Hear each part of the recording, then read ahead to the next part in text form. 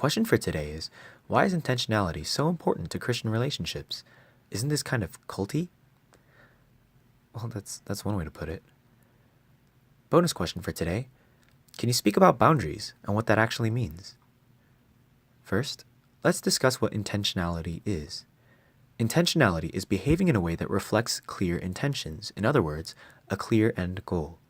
Intentionality is absolutely vital in all areas of life, because in any endeavor, without a clear end goal, you will wander. You need look no further than a college student's general aimlessness before he or she chooses a major. Entire businesses often fail for lack of clear vision and direction. Friendships, and yes, romantic relationships, stagnate and either fall apart or drift to dangerous places when there is no clear goal towards which you are trying to progress. Our Christian lives in their entirety have an ultimate goal. Therefore, since we are surrounded by so great a cloud of witnesses, let us also lay aside every weight and sin which clings so closely, and let us run with endurance the race that is set before us, looking to Jesus, the founder and perfecter of our faith, who for the joy that was set before him endured the cross, despising the shame, and is seated at the right hand of the throne of God. The end goal of our Christian lives is to glorify God. We fix our eyes on Jesus because Jesus gave us a new life and a new way of living when he died on the cross. In fact, he died on the cross for the very same end goal of bringing the Father glory through the story of salvation. Fixing our eyes on Jesus enables us to find hope in him and to emulate him, because emulating Christ reveals his character and love to ourselves and the people around us, thereby turning their attention and praise to God. So then, what is the end goal of a Christian relationship? Oftentimes when we ask that question, we're told that it's marriage, but that is not entirely true. The end goal of any relationship, romantic or not, is still the same end goal as for all other areas of life, to glorify God by the way we point each other to God through our interactions and character. Marriage is the institution which God created so that in the context and covenant of marriage, a man and woman can love one another in sacred intimacy with the ultimate purpose of glorifying God. So yes, when dating, the intent is to end up married and not simply for fun or practice, but marriage in and of itself is not the ultimate goal. Otherwise, it will be your idol. This is how Paul breaks down marriage in Ephesians. It's a long passage, but it's a good one. To sum up, just as Christ gave up his life to sanctify or make holy his church, so is the husband to lay down his own life and sanctify his wife. In other words, he must make his wife more holy, more like Christ, out of his love for her. And the wife is to submit to her husband in this joint venture of mutual sanctification, just as the church submits to Christ's loving authority. In emulating Christ's holy, God-seeking love for the church, married couples will point themselves, each other, and others around them to see the sacrificial, tender, committed, faithful love of Christ, and thus be drawn to God. This is just one passage that describes how God desires for romantic couples to love one another. This is on top of a multitude of verses about how we are to love other people in general. So what does this have to do with dating relationships? Dating relationships serve as a period of determining whether or not the other person is someone you will commit to for the rest of your life in a God-sanctioned, God-centered marriage.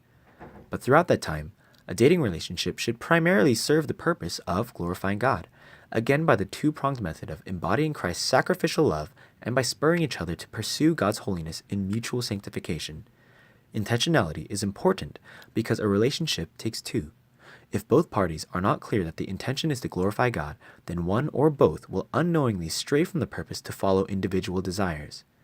Both parties must make this intent explicit from the beginning and throughout their time together, or, as we discussed earlier, they will wander with no clear end goal in mind. Wandering in a relationship is especially dangerous because there is even greater potential for deep emotional and spiritual hurt, not just to yourself, but to the other person as well. This is where boundaries come in. Oftentimes, people get hurt before the relationship even begins because one misleads the other. Paul writes in 1 Thessalonians, "For this is the will of God, your sanctification, that you abstain from sexual immorality, that each one of you know how to control his own body in holiness and honor, not in the passion of lust like the Gentiles who do not know God, that no one transgress and wrong his brother or sister in this matter, because the Lord is an avenger in all these things, as we told you beforehand and solemnly warned you." The word transgress means to wrongly cross a boundary. The word wrong here originally means to overreach or take advantage of. In other words, God despises it when we overreach proper boundaries of holiness out of lust. When we overstep normal boundaries of friendship for the sake of our desires and emotional fulfillment, by walking or talking alone together too much or too late at night, or by crossing physical boundaries, then we are taking advantage of the other person as a means to our own gratification, rather than as someone with whom you can pursue holiness. And even when you are in a relationship, it is vital to establish proper boundaries to keep your passions in check, so that you don't mislead each other from seeking God. As Christians who have been raised with Christ, we are to set our minds on things that are above, not on things that are on earth, meaning our motivation, even in relationships, which the world tells us are for our own sake and satisfaction, must always be to glorify God and not to gratify ourselves. Here are some practical things you can do moving forward. First, check your intentions and make them clear from the beginning and throughout. Is your end goal to glorify God through the way you sacrificially love and sanctify the other person? Or is it simply because you want to be with them? It's not wrong to love someone romantically, but like with everything else in life, we in our weak flesh too easily make loving them about us, about our satisfaction and happiness. Consider this. Is the way you desire to love the other person the way God desires for them to be loved? Is it the way you desire yourself to be loved? Jesus tells us to love our neighbors as ourselves. We are hardwired to desire committed, faithful, sacrificial love for ourselves because that's what God's love is, and we were created to know and share God's love. How is pursuing a relationship just for fun or for practice even close to committed? Flip the perspective. Do you want to be loved for the other person's sense of fun or so that they can practice on you for the real thing? Our national culture of dating normalizes people falling out of love and leaving relationships no better or closer to God than they were before. If your end goal is to glorify God, then when you reach the end of the relationship, you will at best be married and glorifying God through that beautiful institution, or you will break up but still come away with greater love and knowledge of God as a result of your constant efforts to build each other up in Christ. Second, whether or not you are in a relationship, establish clear boundaries and keep them. Physical boundaries are more obvious but require no less self-control. Don't cause the other person or yourself to hunger and lust for more by indulging in inappropriate or excessive touching. Remember that you are a new creation whose mind must always be set on the holiness of God. Don't pollute your mind by even imagining going farther than you know you should. Emotional boundaries are trickier, but breaching them can leave deeper scars. One of the biggest pitfalls of any relationship is emotional dependence. As Christians, our joy and sense of self-worth is grounded in our identity as adopted sons and daughters of God. As such, we cannot allow our entire emotional state to hinge on the affections of another fallen person. Therefore, we need to be discerning in how much we share with our friends and even our significant others, and always go to God first in good times and bad. If you find yourself swinging up and down based on your interactions with one other person, then reevaluate where you are staking your joy. If it is in God, who is constant, then you will not be shaken. Third, if you are in a relationship, let it be a light. Oftentimes, churches will discourage people from dating for very practical and biblical reasons.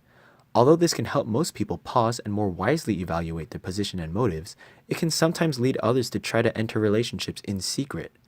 This is truly heartbreaking because the way we love one another is supposed to be a reflection of Christ's love that draws people to God. Christ did not love the church in secret, but he demonstrated godly, God-pursuing love on the cross. With this in mind, before you enter a relationship, consider what loving in this way really requires. The relationship must be one that can be displayed as an emulation of Christ's sacrificial love for the church, and vice versa. Before and throughout the relationship, seek counsel, first from God, and also from trusted brothers and sisters, to gain greater practical insight into how your relationship can truly magnify God. I hope you found this video helpful. Subscribe to stay updated, and comment or submit questions for future episodes to the link in the description. Be sure to bring up any follow-up questions you have to your leaders and brothers and sisters, and look into the Word and prayer for yourself so that you can seek and treasure God's answers in your own heart.